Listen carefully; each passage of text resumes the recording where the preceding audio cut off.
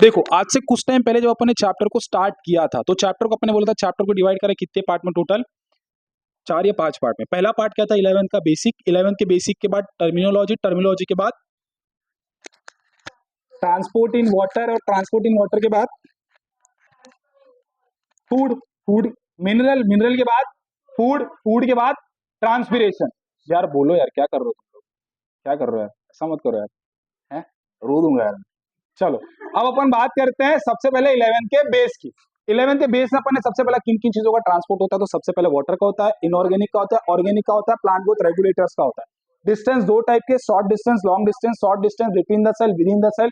कितने process, 3, diffusion, cytoplasmic streaming और active transport. Long distance translocation बोलते हैं। फिर अपन ने बात करा कट सेक्शन। कट सेक्शन में क्या होता है, epidermis, cortex, endodermis, pericycle, vascular bundle. Vascular bundle कितने टाइप का, 2। वेस्कुलर बंडल कितने टाइप का, 2। एक काम करता है सिर्फ मैं बोलता हूँ, है ना, क्योंकि उसमें फिर बात, ठीक है। वेस्कुलर बंडल कितने टाइप का, अगर कहीं मैं अटक जाओ तब तुम बोल रहे हो, ठीक है। वेस्कुलर बंडल कितने टाइप का, 2। एक तो जाइलम और एक तो फ्लोएम, एक तो जाइलम और एक तो फ्लोएम। उसके बाद बात करें अपन हाइड्रोफिलिक, हाइड्रोफोबिक। अपन ने मेम्ब्रेन बनाया, मेम्ब्रेन में प्रोटीन बनाया। जब हाइड्रोफोबिक था, फोबिक मतलब लिक्विड से प्यार करने वाला, तो लिक्विड जब हाइड्रोफोबिक गया चुपचाप से पास कर गया, और जब हाइड्रोफिलिक आया तो पास नहीं कर पा रहा था, तो उसको मेम्ब्रेन की रिक्वायरमेंट हुई, तो हाई से लो मूव करा एज डिफ्यूजन। अगर वो बिना प्रोटीन के हो गया तो डिफ्यूजन, सिंपल डिफ्यूजन। अगर वो प्रोटीन के थ्रू हुआ तो फैसिलिटेट डिफ्यूजन। और अगर एनर्जी की रिक्वायरमेंट होगी, लो टू हाई जाना पड़ेगा, तो एक्टिव ट्रांसपोर्ट। समझ में आई इतनी बात, इतनी बात समझ में आई थी। उसके बाद क्या पढ़ा था अपन ने, प्रोटोप्लाज्म, प्रोटोप्लास्ट, साइटोप्लाज्म, साइटोसोल। अगर सेल वॉल के अंदर का पूरा प्रोटोप्लास्ट, सेल मेम्ब्रेन के अंदर का प्रोटोप्लाज्म, और अगर न्यूक्लियस हटाया तो साइटोप्लाज्म, अगर सेल ऑर्गेनेल माइटोकॉन्ड्रिया सब हटा दे तो साइटोसोल। ये खत्म हुआ 11 का बेसिक्स। अब अपन आए थे टर्मिनोलॉजी पे। टर्मिनोलॉजी पढ़े वाटर, वाटर में 3 point, elixir of the life, 90 to 92% required होता है वाटर, और अगर वाटर की कमी हुई तो प्रोडक्टिविटी पे इफेक्ट होगा। फिर अपन पढ़े वाटर की प्रॉपर्टी। कुछ पहली प्रॉपर्टी क्या थी कि रूम टेम्परेचर पे होता है लिक्विड। दूसरी प्रॉपर्टी क्या थी, बहुत अच्छा मीडियम है। तीसरी property raw material for the photosynthesis, पता है ना कैसे होता है ये, H2O CO2 यूज होता है और क्या बनता है, ग्लूकोज बनता है। चौथी बात क्या थी, चौथी बात ये थी कि इसका वेरी हाई स्पेसिफिक हीट होता है, हीट ऑफ वेपराइजेशन होता है, हीट ऑफ फ्यूजन होता है, इसी वजह से ये एक्ट करता है थर्मल बफर की तरह, और इसके अंदर बहुत अच्छा एडहेसिव और कोहेसिव प्रॉपर्टी होता है। ये वाटर हुआ। वाटर पोटेंशियल क्या होता है, हर एक वाटर पोटेंशियल को और क्या बोलते हैं, डीपीटी बोलते हैं और एसपी बोलते हैं। और उसके साथ में अगर हम बात करें तो वाटर पोटेंशियल में क्या होता है कि हर किसी के पास कुछ एनर्जी होती है, उसको अपन बोलते हैं केमिकल पोटेंशियल। तो जो वाटर मॉलिक्यूल के पास एनर्जी उसको बोलेंगे अपन वाटर पोटेंशियल। और वाटर पोटेंशियल ऑलवेज मैक्सिमम कितना होता है, 0 होता है। और इसको साइंस से दिखाते हैं, इसकी यूनिट क्या होती है, पास्कल होती है। और ये मूव करता है from high water potential to low water potential, और इसी के साथ जो आपका मैक्सिमम वाटर पोटेंशियल 0 होता है। इतनी बात समझ में आई, इतनी बात समझ आई। फिर अपन आए तो सोल्यूट पोटेंशियल। तो वाटर पोटेंशियल में प्योर वाटर होता है, अगर अपन ने कुछ सोल्यूट ऐड किया तो वाटर पोटेंशियल होता है नीचे। तो जितना नीचे होता है उसको अपन बोलते हैं सोल्यूट पोटेंशियल। जो कैसा पोटेंशियल है, नेगेटिव पोटेंशियल। पॉजिटिव प्रेशर क्या होता है, प्रेशर पोटेंशियल क्या होता है, इसको अपन साइन पी से दिखाते हैं। जब अपन बाहर का एटमॉस्फेरिक प्रेशर बढ़ाते हैं तो प्रेशर बढ़ाने की वजह से वाटर करता है अंदर एंट्री, एंट्री करने की वजह से टर्गर प्रेशर क्रिएट करता है। टर्गर प्रेशर क्या होता है, pressure creates by the water molecule on the wall, उसके बदले में वॉल भी क्रिएट करेगा, उसको बोलते हैं वॉल प्रेशर। समझ में आया इतनी बात। और ये कैसा प्रेशर होता है, पॉजिटिव प्रेशर होता है। ये वाटर पोटेंशियल पढ़ा, प्रेशर पोटेंशियल पढ़ा, सोल्यूट पोटेंशियल पढ़ा। उसके बाद पढ़ते हैं रूट। रूट जब अपन स्ट्रक्चर पढ़ रहे थे रूट का, तो रूट में root is a main organ, पहली बात। दूसरी बात, दो टाइप के, एक टेरेस्ट्रियल प्लांट और एक एपिफाइटिक प्लांट। एपिफाइटिक प्लांट का स्पेशल होता है velamen. Velamen is a tissue which absorb the water in the vapour form. और तीसरी बात अपन ने पढ़ी 3 जोन, इलोंगेशन, सबसे पहले पैदा होंगे मेरिस्टेमेटिक, बड़े होंगे इलोंगेशन, मैच्योर होंगे वेव जोन, और सबसे आखिरी में मरेंगे मैच्योर जोन। ठीक है, इतना समझ में। उसके बाद अपन पढ़ते हैं स्ट्रक्चर ऑफ रूट। सबसे बाहर वाला सेल वॉल, सेल वॉल होता है बायलेयर, बायलेयर में होता है आउटर, इनर, आउटर होता है पेक्टिन का, बाहर अंदर वाला होता है सेलुलोज का, और ये दोनों होते हैं हाइड्रोकोलाइड। हाइड्रोकोलाइड होंगे तो हाइड्रोकोलाइड क्या करता है, इम्बाइबेशन करवाता है। ठीक है, अब अपन ने ये स्ट्रक्चर भी पढ़ लिया रूट हेयर का। अंदर वाला होता है cell membrane, cell membrane is a semi permeable, और बाहर वाला फ्रीली परमिएबल सेल वॉल। अब उसके बाद अपन स्टार्ट करते हैं transport of water. Transport of water में अपन डिवाइड करते हैं 3 पार्ट में, from the soil to the root, from the root to the xylem, and from the xylem to the other part plant. अब हम सबसे पहले उठाए, क्या उठाया अपन ने, फ्रॉम सॉइल टू रूट। अब उसमें सबसे पहला प्रोसेस है इम्बाइबेशन। इम्बाइबेशन में क्या होता है, जो सेल वॉल होती है, हाइड्रोक्लोराइड मैटर होता है, वो वाटर को एब्जॉर्ब करते हैं, ऑब्जॉर्ब करके स्वेल हो जाते हैं, इसको अपन बोलते हैं इम्बाइबेशन। एक होता है इम्बाइबेंट, एक होता है इम्बाइबेट। ठीक है, और ये प्रोसेस होता है अनलेस अंटिल कब तक, इक्विलिब्रियम तक। इसके एग्जांपल क्या है, नीडिंग ऑफ द फ्लो। उसके बाद अपन आते हैं डिफ्यूजन पे। Diffusion is a process in which from high to low जाता है। अब जब हाई टू मैंने बताया था 100 है 80 है, ये लोग प्रेशर क्रिएट करते हैं, हर मॉलिक्यूल प्रेशर क्रिएट करता है, उसको अपन बोलते हैं डिफ्यूजन प्रेशर। और जितने ज्यादा मॉलिक्यूल होंगे उतना ज्यादा प्रेशर, तो उसको बोलते हैं यहाँ का डिफ्यूजन प्रेशर ज्यादा था 100 होने की वजह से, और यहाँ पे 80 होने की वजह से डिफ्यूजन प्रेशर क्या था, कम था। समझ में आया इतनी बात, इतना समझ में आया। अब उसके बाद अपन आते थे किस पे, ऑस्मोसिस पे। ऑस्मोसिस को भी अपन ने डिवाइड करा था कुछ पार्ट में, पहले तो उसकी बेसिक बात है, उसके बाद अपन ने देखा था type of solution, type of solution के बाद प्लाज्मोलिसिस, डीप प्लाज्मोलिसिस, उसके बाद अपन क्या पढ़े थे फिर, एंडोऑस्मोसिस, एक्सोऑस्मोसिस, वो सारी चीजें पढ़े थे। अपन ऑस्मोसिस देखते हैं। ऑस्मोसिस क्या होता है, एक जगह से दूसरी जगह पे चीजों का मूव करना, through high to low move करना through the semi permeable membrane के थ्रू, सेमी परमेबल मेम्ब्रेन के थ्रू। उसके बाद बोला था इसके वजह से सेल एंटर करता है कहां पे, साइटोप्लाज्म में, और साइटोप्लाज्म में एंट्री करने के बाद क्या होता है फिर, यहाँ पे अपना था रूट, यहाँ पे था अपना सेल वॉल, यहाँ पे साइटोप्लाज्म और बीच में था सेल मेम्ब्रेन, यहाँ से यहाँ चीजें मूव ऑन कर रही थी। उसके बाद बात करते हैं टाइप ऑफ सॉल्यूशन। यहाँ पे था hypertonic, hypotonic, hypotonic, hypotonic, isotonic. यहाँ पे था प्लाज्मोलिसिस, डीप प्लाज्मोलिसिस। प्लाज्मोलिसिस किस केस में होता है, हाइपरटोनिक के केस में। पहला पहला मैच किया था। अब प्लाज्मोलिसिस होगा तो क्या होता था, एक्सोऑस्मोसिस। एक्सोऑस्मोसिस मतलब पानी बाहर निकलेगा। अब बाहर निकलेगा तो प्रोटोप्लाज्म होगा वो श्रिंक होगा, सेल वॉल से दूर जाएगा, तो सेल कैसा हो जाएगा, प्लासिड। प्लासिड होने की वजह से टर्गर प्रेशर यहाँ पे क्या होगा, जीरो होगा। और वही अगर बात करें डीप प्लाज्मोलिसिस को, तो उसमें क्या होता है, एंडोऑस्मोसिस। एंडोऑस्मोसिस मतलब पानी अंदर आएगा तो वो टर्गर प्रेशर क्रिएट करेगा, तो टर्गर प्रेशर यहाँ पे अगर जीरो नहीं है तो वाटर पोटेंशियल क्या होगा, मैक्सिमम मतलब डीपीडी क्या होगा, जीरो होगा, मैक्सिमम क्या होगा, जीरो होगा। उसके बाद एंडोऑस्मोसिस अपन और बात पढ़ लेते हैं, क्या वही वाला कि टर्गर प्रेशर क्या होता है, वॉल प्रेशर क्या होता है, ठीक है। इक्वेशन अपन ने वाटर पोटेंशियल में पढ़ा था कि W psi W is equal to minus of psi S plus psi P. समझ में आया, water potential is equal to negative solute potential plus positive pressure potential.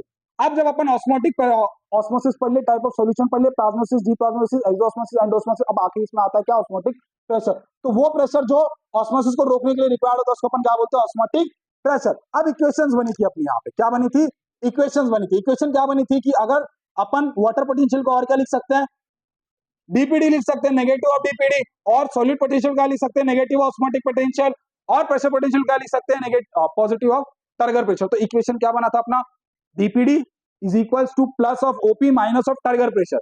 अब अगर मान लो फ्लैशिड की कंडीशन आती है, फ्लैशिड में क्या होता है, टर्गर प्रेशर जीरो, तो टर्गर प्रेशर जीरो रख दो तो वहां पर इक्वेशन बन जाएगी। अगर तुम्हारा टर्जिड है तो टर्जिड में क्या होता है, टीपी जीरो नहीं होता, क्या होता है, डीपीडी होता है, तो डीपीडी पे जीरो रख दो, वहां पे तुम्हारे एक अलग इक्वेशन बन जाएगा। इसके साथ अपन ने खत्म किया था ऑस्मोसिस को। ऑस्मोसिस खत्म किया। ऑस्मोसिस खत्म होने के बाद फिर अपना नेक्स्ट टॉपिक आता है from root hair to the xylem. अब root hair to the xylem से तीन पार्ट में डिवाइड करें। एक तो अपने डिवाइड करा किसमें, प्रोसेस में, दूसरा किसमें डिवाइड करा, पाथवे में, और तीसरा किसमें डिवाइड करा, एब्जॉर्प्शन में। अब अपन सबसे पहले प्रोसेस में क्या बोले, रूट हेयर से कहाँ आएगा, कॉर्टेक्स, कॉर्टेक्स से एंडोडर्मिस, एंडोडर्मिस से पेरिसाइकल, पेरिसाइकल से कहाँ जाएगा, प्रोटोजाइलम में। उसके बाद अपन बात करें पाथवे, पाथवे दो, एक एपोप्लास्ट, एक तो सेप्टास। एपोप्लास्ट जो होता है वो नॉन लिविंग, ये क्या होता है, लिविंग होता है। एपोप्लास्ट में क्या होता है, वो इंटरसेलुलर स्पेस से जाता है या तो सेल वॉल से होता है, but do not cross the cell membrane. इतना समझ में आई थी। और ये जो होता है वो थ्रू द सेल जाता है बाय द प्लाज्मोडेस्माटा। इसका एक और नाम क्या है, ट्रांस मेम्ब्रेन पाथवे।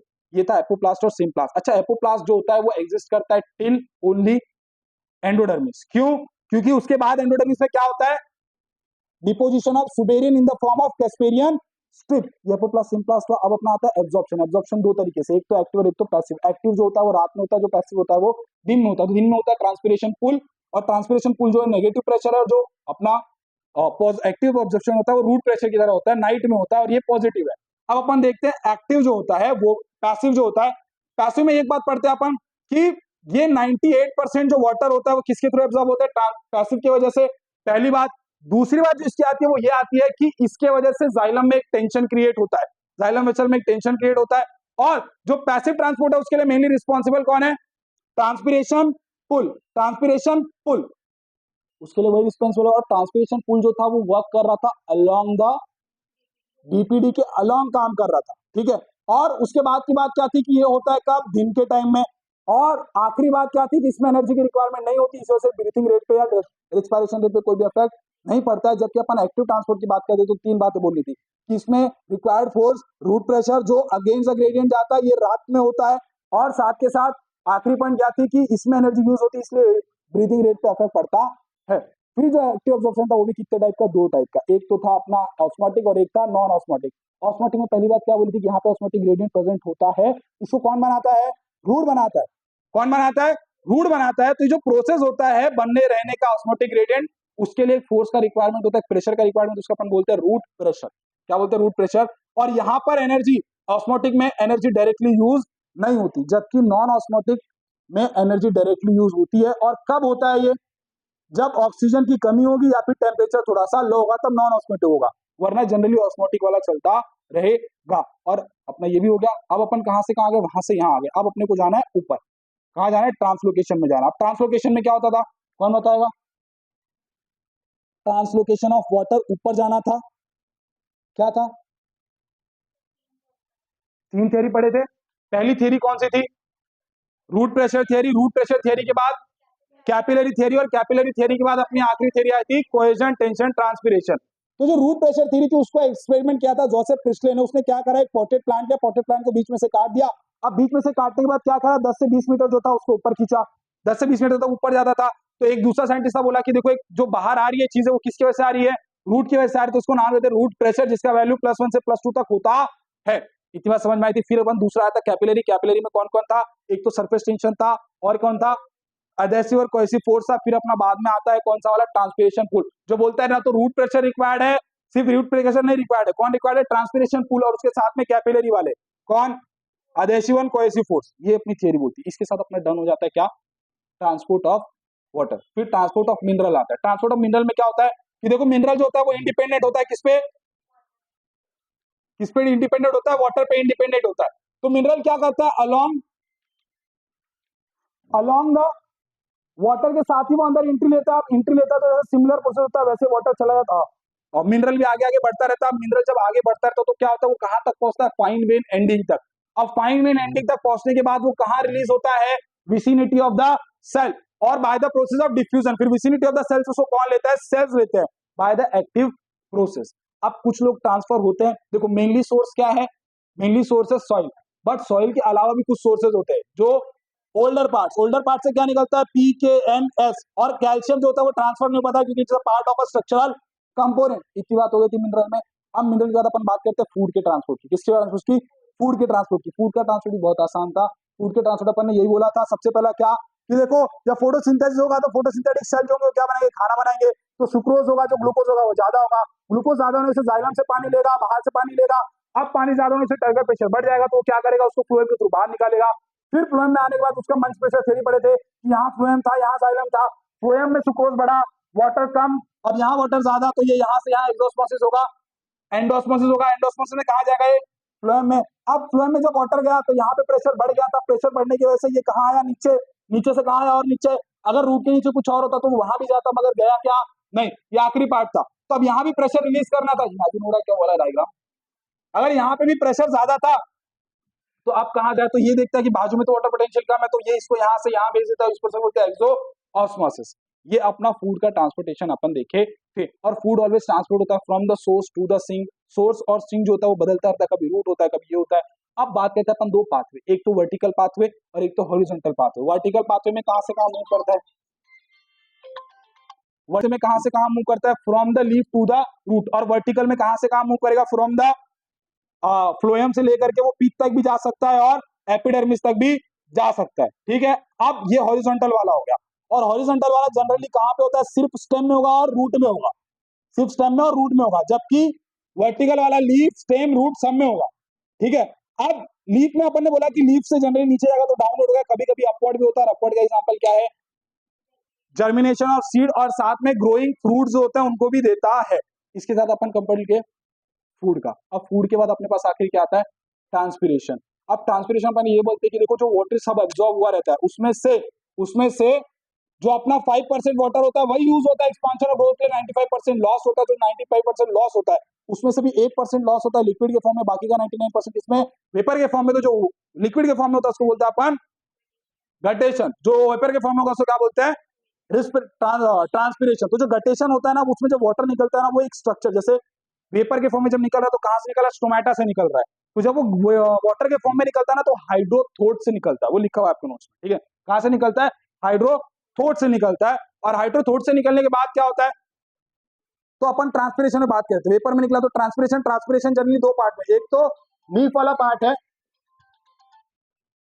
है जिसको अपन बोलते हैं फोलियर ट्रांसपिरेशन, और 3 मेन पाथवे जिसमें क्यूटिकल है, क्यूटिकल के बाद लेंटिकुलर, लेंटिकुलर के बाद स्टोमेटल। समझ में आया? अब अपन एक एक करके डिस्कस करते हैं सबको। तो अपन सबसे पहले स्टार्ट करते हैं किसके साथ? क्यूटिकल के साथ। क्यूटिकल क्या होता है? It is epidermal cell of the leaf and the stem, जिसमें एक थिन वैक्स की लेयर बनी होती है।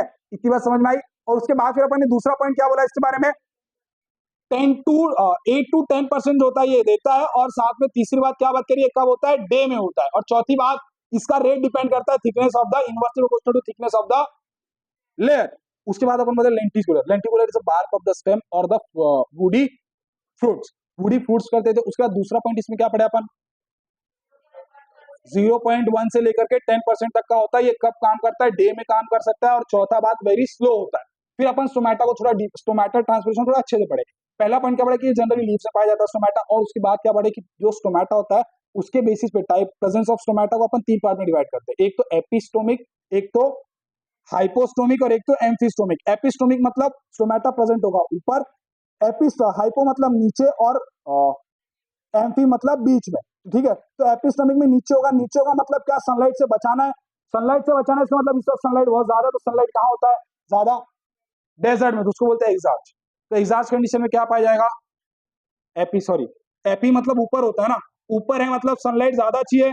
सनलाइट ज्यादा चाहिए इसका मतलब कहाँ पे होना चाहिए? ये हाइड्रा कंडीशन में। अगर स्टोमेटा नीचे हाइपो वाले में, इसका मतलब उसको सनलाइट से बचाना है, और सनलाइट कहाँ ज्यादा होता है? डिजर्ट में, उसको अपन बोलते हैं एग्जास्ट वाली कंडीशन, और वो मेजार्ट वाली कंडीशन। समझ में आ गई इतनी बात? इतनी बात ट्रांसोमेटल वाला समझा था। स्टोमेटल के बाद फिर अपन क्या पढ़े? स्टोमेटा का स्ट्रक्चर पढ़े। स्टोमेटा के स्ट्रक्चर में 2 बात होती है, एक तो स्टोमेटल अपार्टस होता है, और एक तो स्टोमेटल अपर्चर होता है। स्टोमेटल अपर्चर जो होता है वो स्टोमेटा पोर को बोलते हैं। और स्टोमेटल अपार्टस में 3 चीजें होती है। 2 गार्ड सेल्स होता है, उसके पास की सब्सिडरी सेल्स होती है, ठीक है, और वो बीच का स्टोमा पोर होता है। गार्ड सेल होते हैं 2, 2 मतलब 2 नंबर में होते हैं, और 2 टाइप के भी होते हैं। 2 टाइप के कौन से? एक तो किडनी शेप, एक तो dumbbell shape. Kidney shape dicot में, डम्बल शेप मोनोकॉट। मोनोकॉट का एग्जांपल ग्रास था। फिर इन दोनों के 2-2 पॉइंट्स थे। जैसे अपना सब्सिडरी सेल जो है, वो सब्सिडरी सेल किसका रिजर्वियर होता है? पोटेशियम का रिजर्वियर होता है। उसका नंबर वेरिएबल हो सकता है। स्टोमेटा पोर होता है, वहां से गैसेस का एक्सचेंज होता है। जो गार्ड सेल होता है वहां पे थोड़े अमाउंट में क्या पाए जाते हैं? क्लोरोप्लास्ट। और वो क्लोरोप्लास्ट क्या करते हैं? फोटोसिंथेसिस करवाते हैं। पुअर ही सही मगर करवाते हैं थोड़ा बहुत। ठीक है, ये डन किया अपन। और उसके बाद opening closing of stomata. Opening closing of stomata में अपन ने पूरा स्ट्रक्चर पढ़ा। इसमें बोला कि देखो फोटोसिंथेसिस होगा तो ग्लूकोज बनेगा, ग्लूकोज किसमें बनेगा? मैलिक एसिड में। मैलिक एसिड टूटेगा मैलिक में और हाइड्रोजन में, और हाइड्रोजन जो होगा वो बाहर जाएगा। बाहर जाएगा तो पोटेशियम अंदर आएगा, और पोटेशियम अंदर आएगा तो वो ऐड करेगा मैलिक के साथ, और जाएगा किसके अंदर? वैक्यूल के अंदर। अच्छा, कभी कभी अगर पोटेशियम मान लो ज्यादा है तो उसको बैलेंस करने के लिए क्लोरीन अंदर आएगा। यहाँ पे पोटेशियम मैलेट ज्यादा है, ज्यादा होने की वजह से सोल्यूट ज्यादा तो कंसंट्रेशन ज्यादा, तो वाटर कम, और बाहर वाटर ज्यादा तो इसमें से वाटर आएगा अंदर, अंदर आने की वजह से होगा टर्जिट, टर्जिट होने से हो जाएगा ओपन। ये दिन की बात। अगर नाइट का टाइम हो तो CO2 होगा ज्यादा, और अगर होगा CO2 ज्यादा तो बनेगा एब्सिसिक एसिड। एब्सिसिक एसिड क्या करेगा? इसको रिवर्स कर देगा। जैसे उसको रिवर्स करेगा तो पोटेशियम क्या होगा? अंदर आएगा, और पोटेशियम अंदर आने की वजह से क्या होगा? पोटेशियम अंदर आएगा। क्या होता है अपन यहाँ पे इसको प्रोटीन पंप को क्या करेगा? उल्टा कर देगा। उल्टा करने से क्या होगा? हाइड्रोजन अंदर आएगा और पोटेशियम बाहर जाएगा। अब पोटेशियम जब बाहर जाएगा तो यहाँ पोटेशियम कम, अब यहाँ कम यहाँ ज्यादा, तो ये टूट करके बाहर आएगा। मैलेट बोलेगा मैं अकेले क्या करूँ, वो भी बाहर आएगा, हाइड्रोजन से मिलेगा और क्या बना देगा? मैलिक एसिड बना देगा। अब वैक्यूल दो देंगे, सॉल्यूट कम, कंसंट्रेशन कम, वाटर ज्यादा। अब यहाँ वाटर ज्यादा, यहाँ वाटर कम, तो ये आएगा बाहर। और जैसे वो बाहर आएगा तो उसका क्या होगा? क्लोजिंग ऑफ स्टोमेटा हो जाएगा। ये ओपनिंग क्लोजिंग हुआ। अब उसके बाद सेकंड लास्ट टॉपिक जो था चैप्टर का वो ये था, एडवांटेज एंड डिसएडवांटेज। डिसएडवांटेज में क्या होगा? वाटर का लॉस होगा, इसकी वजह से बिल्ट ऑफ लीक हो जाएगा, लीक थोड़ी सी मुड़ जाएगी। और फायदे क्या क्या? बहुत सारे। एक तो असेंट ऑफ द सैप होगा, अपना पूल ऑफ वाटर होगा, मिनरल्स होगा, पुलिंग ऑफ वाटर मिनरल्स होगा। ठीक है, उसके बाद वो उसको कूलिंग इफेक्ट भी देगा, इसको लीफ को कूलिंग इफेक्ट भी देगा। अब उसके बाद अपना आता है कि why the transpiration is evil. क्यों एकदम बहुत ज्यादा जरूरी है? क्यों? देखो, अगर स्टोमेटा ट्रांसपिरेशन होगा, स्टोमेटा ट्रांसपिरेशन होगा तो स्टोमेटा क्या होगा? ओपन होगा। अगर स्टोमेटा ओपन है तो गैसेस का एक्सचेंज होगा। गैसेस का एक्सचेंज अगर होगा तो फोटोसिंथेसिस और रिस्पायरेशन होता रहेगा और प्रोडक्टिविटी बढ़ती रहेगी। अगर मान लो वो क्लोज रहता है, तो अगर स्टोमेटा ट्रांसपिरेशन नहीं होता है तो स्टोमेटा क्लोज तो गैसेस एक्सचेंज नहीं होगा। गैस एक्सचेंज नहीं होगा तो रिस्पायरेशन ब्रीथिंग नहीं होगी, तो प्रोडक्टिविटी नहीं आएगी। और प्रोडक्टिव नहीं आई तो क्या फायदा उस प्लांट का? इसीलिए स्टोमेटा ट्रांसपिरेशन में ट्रांसपिरेशन होना जरूरी होता है। एंड ये है पूरा अपना चैप्टर। चलो, धन्यवाद।